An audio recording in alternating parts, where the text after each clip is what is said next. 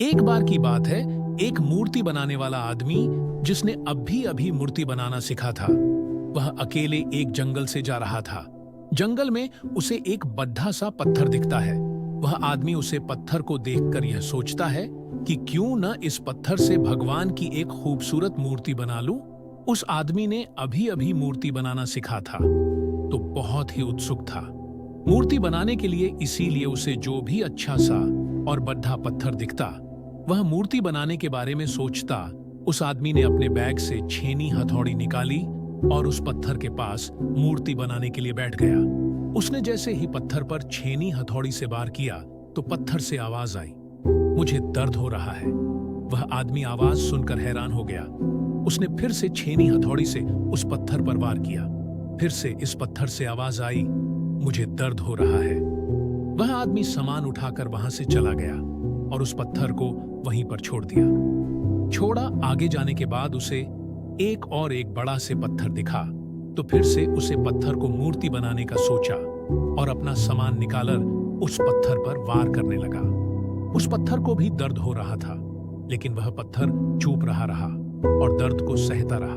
थोड़ी देर के बाद उस मूर्ति बनाने वाले उस पत्थर से एक खूबसूरत मूर्ति बना दी। मूर्ति बनाने के बाद वह चौधट कर आगे चला गया। वह गांव में पहुंचता तो उसे पता चला कि उस गांव में एक नया मंदिर बना है। वहां पर भगवान की मूर्ति की जरूरत है। तो उस मूर्ति बनाने वाले ने उस गांव के लोगों से कहा, मैं अभी अभी एक जंगल में भगवान की खूबसूरत मूर्ति बनाई है। तुम कुछ लोग मिलकर उस जंगल में जाइयो और उस मूर्ति लाकर इस मंदिर में स्थापित कर दो। और उस गांव के लोगों ने जाकर उस मूर्ति लाई और उसे मंदिर में स्थापित कर दिया। मूर्ति रखने के बाद एक गांव की आदमी ने कहा, मूर्ति के इंतजाम तो हो गया, लेकिन अब नारियल फोड़ने के लिए एक बड़े से पत्थर की जरूरत है। तभी उस मूर्ति बनाने वाले ने कहा, तुमने जंगल में जहां से ये मूर्ति लाई है, उसी रास्ते से थोड़ा आगे जाएंगे तो तुम्हें वहां पर एक बड्ढा से पत्थर मिल जाएगा। तो गांव के लोगों ने उस पत्थर को लाकर मंदिर में नारियल फोड़ने के लिए रख दिया। एक दिन रात के समय मूर्ति और पत्थर दोनों आपस में बात कर रहे थे।